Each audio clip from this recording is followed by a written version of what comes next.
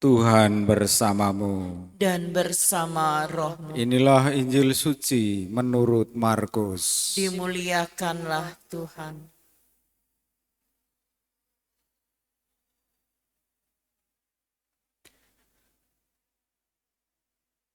Pada suatu hari Yesus naik ke atas bukit. Ia memanggil orang-orang yang dikehendakinya dan mereka pun datang kepadanya.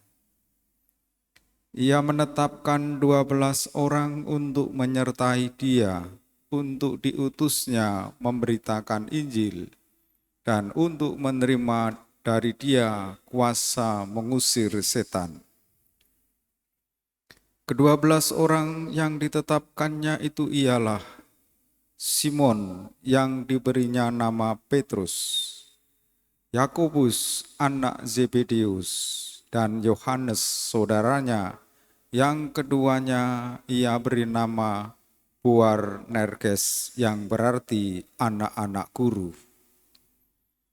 Selanjutnya Andreas, Filipus, Bartolomeus, Matius, Thomas, Yakobus anak Alfeus, Tadeus, Simon orang Zelot, dan Yudas Iskariot yang mengkhianati dia. Demikianlah sabda Tuhan. Terpujilah Kristus.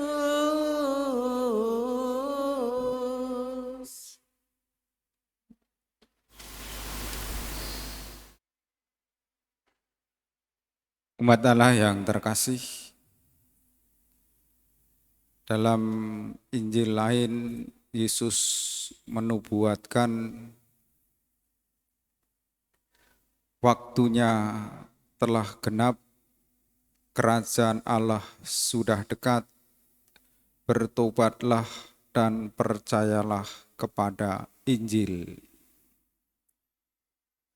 Nubuat Yesus itu diikuti atau dilakukan oleh Yesus dengan dua cara.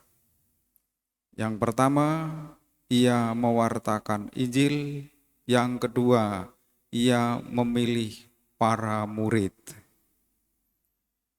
Dan dalam perutusan para murid bersama Yesus, ia berkeliling dari daerah ke daerah untuk terus mewartakan Injil. Mari kita menghayati nubuat Yesus dalam perutusan kita. Waktunya telah genap, kerajaan Allah sudah dekat, bertobatlah dan percayalah kepada Injil. Perjalanan para murid adalah perjalanan yang jauh. Karena perjalanan jauh, mari kita berjalan bersama-sama. Dan paling tidak dalam perutusan yang dilakukan para murid, mereka diutus oleh Yesus berdua-dua. Karena memang kesulitan dan tantangannya sangat banyak. Supaya dalam perjalanan yang jauh itu, mereka saling menguatkan, saling meneguhkan. Sebagai murid-murid Kristus, mari kita belajar seperti Daud. Daud sungguh menghargai Saul, yang meskipun Saul berniat jahat kepadanya, tetapi kejahatan itu dibalas dengan kebaikan. Dan Daud sungguh mengerti, menghayati Saul adalah orang yang diurapi oleh Allah. Dan Daud sungguh mengerti dan menghayati bahwa Saul itu akhirnya akan menubuatkan Daud sebagai raja. Dan kita tahu dalam sejarah keselamatan, Daud adalah masuk dalam silsilah Yesus. Mari kita mengimani sungguh seperti dalam bait pengantar Injil tadi. Dalam diri Kristus, Allah mendamaikan dunia dengan dirinya dan mewartakan warta perdamaian kepada kita. Dengan begitu kita bersemangat bertekun menjadi orang-orang yang diurapi untuk mewartakan Injil, kabar gembira, keselamatan.